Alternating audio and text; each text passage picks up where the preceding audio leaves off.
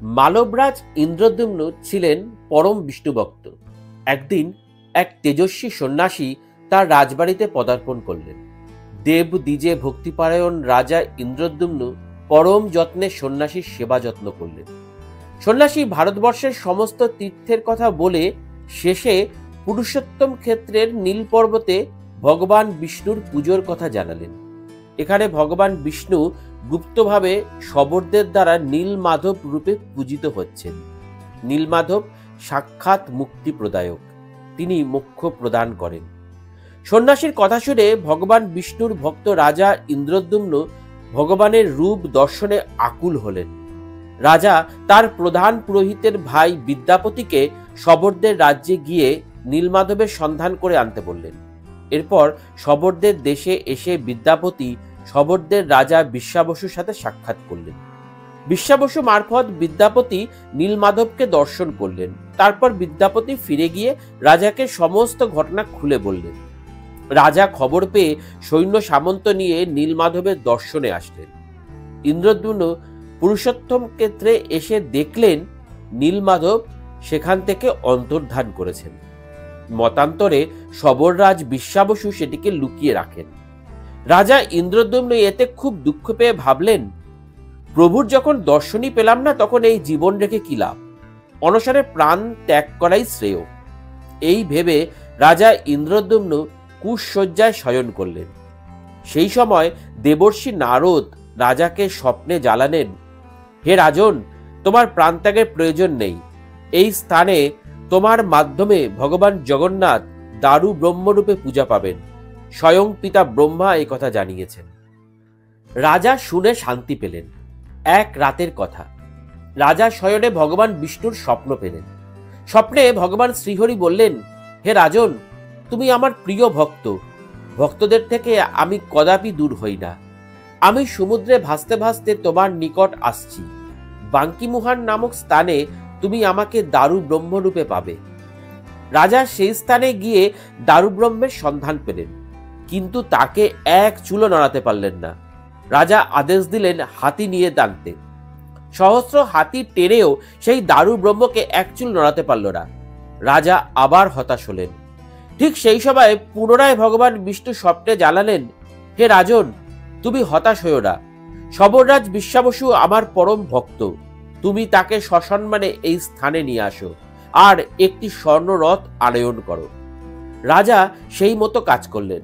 ভক্ত বিশ্বাবসু আসলো। বিশ্বাবসু, বিদ্যাপতি আর রাজা তিনজনে মিলে দারু ব্রহ্ম তুললেন, যাকে 100টি হাতি নড়াতে পর্যন্ত পারেনি। সে সময় চতুর্দিকে ভক্তেরা কীর্তন করতে লাগলো। তারপর দারু ব্রহ্মকে রথে বসিয়ে নিয়ে এলেন রাজা।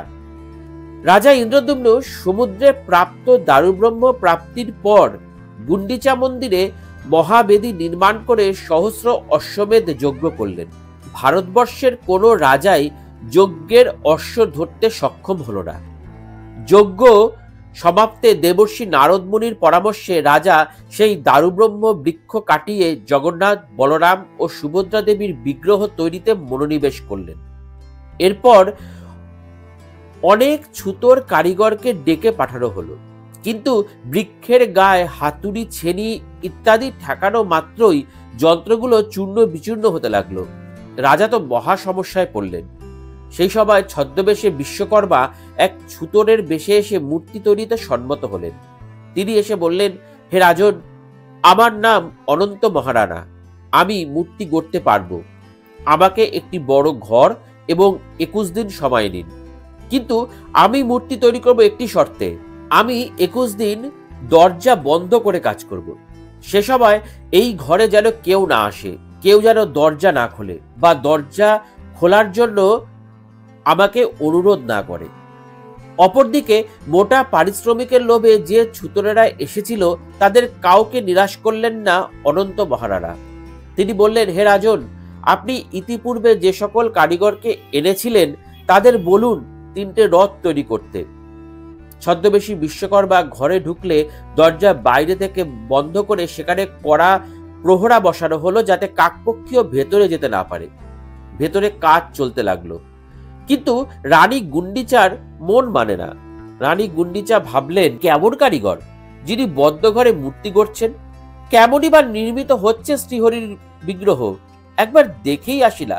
একবার দেখলে মনে হয় কারিগর অসন্তুষ্ট হবে না। এই ভেবে মহারানী 14 দিনের মাথায় মতান্তরে 9 দিনের মাথায় দরজা খুলে দিলেন। কারিগর ক্রুদ্ধ হয়ে অদৃশ্য হলো। অসম্পূর্ণ জগন্নাথ, বলভদ্র ও সুভদ্রা দেবীর মূর্তি দেখে রানী তো প্রায় ভিমড়িই খেলেন। এ কি মূর্তি! নীল নবঘন শ্যামল শ্রীবিষ্ণুর এমন গোলাকৃতি নয়ন, হস্ত পদহীন, কালো মেঘের মতো গাত্রবর্ণ দেখে মহারানী মাথা ঘুরতে লাগলো। রাজার কানে খবর গেল। রাজা এসে রানীকে খুব তিরস্কার করলেন, কিন্তু বদ্ধ ঘরের মধ্য থেকে এক কারিগরের অদৃশ্য হয়ে যাওয়ায় বিচক্ষণ মন্ত্রী জানালেন তিনি সাধারণ মানব নন, তিনি কোনো দেবতা। বিষ্ণুভক্ত রাজা ইন্দ্রদ্যুম্ন তার আরাধ্য শ্রীহরির এই রূপ দেখে দুঃখিত হলেন। রাজাকে সেই রাত্রেই ভগবান বিষ্ণু আবার স্বপ্ন দিলেন। বললেন, আমার ইচ্ছায় দেবশিল্পী মূর্তি নির্মাণ করতে এসেছিলেন, কিন্তু শর্ত ভঙ্গ হওয়াতে এই রূপ মূর্তি গঠিত হয়েছে। হে রাজন, তুমি আমার পরম ভক্ত, আমি এই অসম্পূর্ণ মূর্তিতেই তোমার পুজো নেব। আমি দারুব্রহ্মরূপে পুরুষোত্তম ক্ষেত্রে নিত্য অবস্থান করব। আমি প্রাকৃত হস্তপদ রহিত, কিন্তু অপ্রাকৃত হস্তপদাদির দ্বারা ভক্তের সেবা পূজ্য এবং শ্রদ্ধা গ্রহণ করব। আমি ত্রিভুবনে সর্বত্র বিচরণ করি। লীলা মাধুর্য প্রকাশের জন্য আমি এইখানে এই রূপেই অধিষ্ঠান করব। শোনো নরেশ, ভক্তেরা আবার এই রূপেই মুরলীধর শ্রীকৃষ্ণ রূপের দর্শন পাবেন। যদি তুমি ইচ্ছা করো তবে ঐশ্বর্য দ্বারা সোনার উপর হস্তপদাদি নির্মিত করে আমার সেবা করতে পারো। আমরা দেখছি যে ভগবান বিষ্ণু তার পরম ভক্ত রাজা ইন্দ্রদ্যুম্নকে স্বপ্নে বারবার সান্ত্বনা দিচ্ছেন এই বলে যে তিনি সেই হস্তপদ রহিত বিকট মূর্তিতেই পূজা নেবেন। ভক্ত ও ভগবানের মধ্যে যে ভক্তির সম্বন্ধ তা একে একে উঠে আসছে। নিদ্রিত অবস্থায় স্বপ্নে রাজা তখনও সেই ছদ্মবেশী অনন্ত মহারানার জন্য প্রার্থনা জানিয়ে বলছেন, হে প্রভু, যে বৃদ্ধ কারিগরকে দিয়ে তুমি তোমার এই মূর্তি নির্মিত করিয়েছ, আমার অভিলাষ সেই কারিগরের বংশধররাই যেন তোমার রথ যুগ যুগ ধরে প্রস্তুত করতে পারে। শ্রীহরি বিষ্ণু তার ভক্তদের খুবই স্নেহ করেন, তাই ভগবান একে একে রাজার ইচ্ছা পূর্ণ করতে লাগলেন। এরপর ভগবান বিষ্ণু বললেন, হে রাজন, আমার আর এক পরম ভক্ত সবররাজ বিশ্বাবসু আমাকে নীলমাধব রূপে পূজা করত। তারই বংশধরেরা আমার সেবক রূপে যুগ যুগ ধরে সেবা করবে। বিদ্যাপতির প্রথম স্ত্রীর সন্তানগণ আমার পূজারী হবে, আর বিদ্যাপতির দ্বিতীয় স্ত্রী তথা বিশ্বাবসুর পুত্রী ললিতার সন্তানেরা বংশ পরম্পরায় আবার ভোগ রান্নার দায়িত্ব নেবে। আমি তাদের হাতেই সেবা নেব। বিদ্যাপতি রাজার আদেশে নীলমাধবের সন্ধান করতে গেছিলেন শবরদের দেশে। শবর বা সাঁওতাল, যাদের আমরা ছোট জাত বলে দূর দূর করি, শ্রীহরি বিষ্ণু তাদের দ্বারাই পূজা নিয়েছিলেন। অপরদিকে তিনি তাদের হাতে সেবার আদেশ দিলেন। ব্রাহ্মণ ও শূদ্র জাতির একত্র মেলবন্ধন ঘটালেন স্বয়ং ভগবান। সেজন্যই বলে পুরীতে জাতি বিচার নেই, জগতের নাথ জগন্নাথ সবার। বিদ্যাপতি শবরদেশে নীলমাধবের সন্ধান করতে গিয়ে বিশ্বাবসুর কন্যা ললিতার সাথে বিবাহ বন্ধনে আবদ্ধ হয়েছিলেন, আর বিদ্যাপতিকে শবরদেশে পৌঁছানোর জন্য এক রাখাল বালক বারবার পথ প্রদর্শন করেছিলেন। সেই রাখাল বালক আর কেউ নয়, স্বয়ং বৃন্দাবনের রাখাল রাজা নন্দদুলাল। ইন্দ্রদ্যুম্ন স্বপ্নে ভগবান বিষ্ণুর কাছে প্রতিশ্রুতি দিলেন, হে মধুসূদন, প্রতিদিন মাত্র 1 প্রহর অর্থাৎ 3 ঘন্টার জন্য মন্দিরের দ্বার বন্ধ থাকবে। বাকি সময় মন্দিরের দ্বার অবারিত থাকবে, যাতে তোমার সন্তান ভক্তেরা তোমার দর্শন লাভ করে। সারাদিন তোমার ভোজন চলবে, তোমার হাত কদাপি শুষ্ক থাকবে না। ভগবান বিষ্ণু রাজাকে তাই বর দিলেন। এবার ভগবান ভক্তের পরীক্ষা নিলেন। তিনি বললেন, এবার নিজের জন্য কিছু প্রার্থনা করো, তুমি আমার পরম ভক্ত। কিন্তু প্রকৃত ভক্তরা নিষ্কাম, তাই কোনো প্রকার সুখ ঐশ্বর্য তারা চান না। রাজা একটি ভয়ানক বর চেয়ে বললেন, প্রভু, আমাকে এই বর দাও, আমি যেন নির্বংশ হই, যাতে আমার বংশধরেরা কেউ তোমার দেবালয়কে নিজ সম্পত্তি দাবি না করতে পারে। শ্রীহরি তাই বর দিলেন। জগন্নাথ মন্দিরে প্রাণ প্রতিষ্ঠা করেছিলেন প্রজাপতি ব্রহ্মা।